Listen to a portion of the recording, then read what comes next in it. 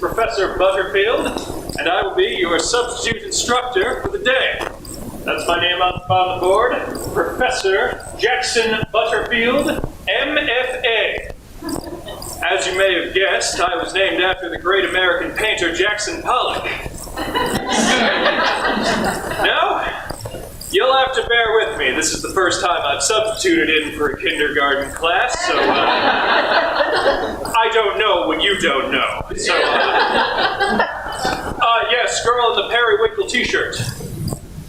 No, I have no idea where Miss Julie is today. They did not apprise me of that information. No, I don't think she's been turned into a mermaid. But again, I'm not privy to her health information. Yes, boy in the camo t-shirt.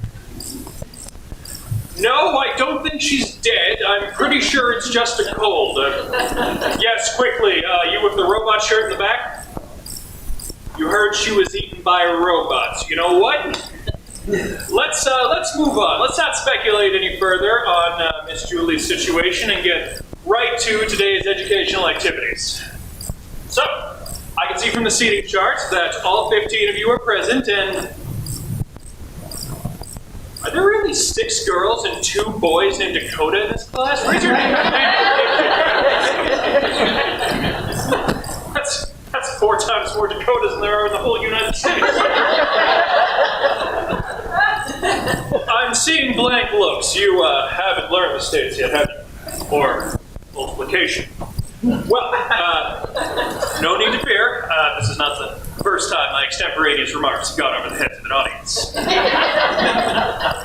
Just to tell you a little bit about myself, I graduated from the University of Southern Michigan, and that is a fine program if any of you are leading that way, educationally or professionally. Their sculpting discipline has been a bit weak since Dr. Hastings retired. His replacement, who shall remain nameless, although of course I'm speaking of Professor Obermeyer, just acts as if the late 16th century Gothic woodcarving period never even happened. I mean, without Tillman Raymer Schneider's wooden altarpiece of Maria Magdalena, nothing follows. But this Obermeyer, he just has this blind spot for anything that doesn't meet his very narrow view of what 16th century woodcarving should be. And yes, boy in the camo shirt? Yes, I am aware that my name has the word "but" in it. Thank you for bringing that to everyone's attention. Moving on.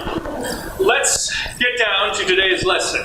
I think you're going to enjoy this. It's a mashup of sorts of art history and art appreciation. Yes, girl towards the back, probably Dakota.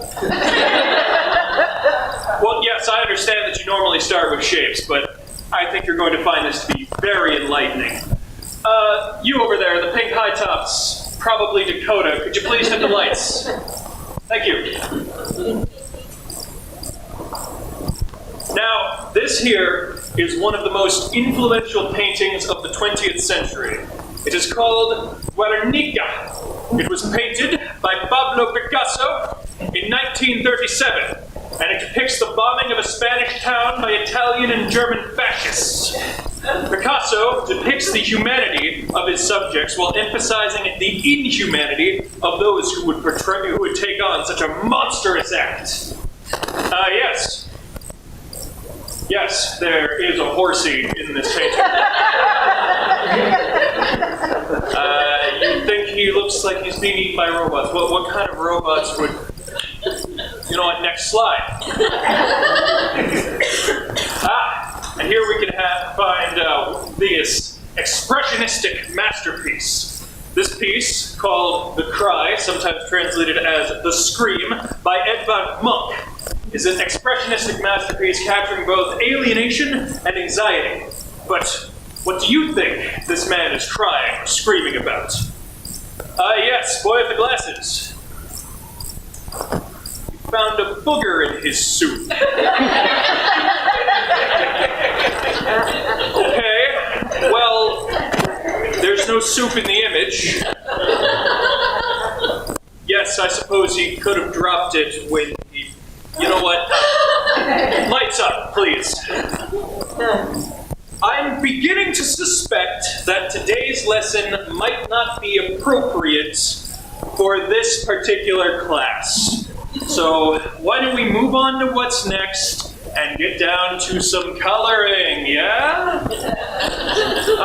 Good. There are some smiling faces. Good. Everybody take out your paper and your crayons. Today, we are going to work on chiaroscuros.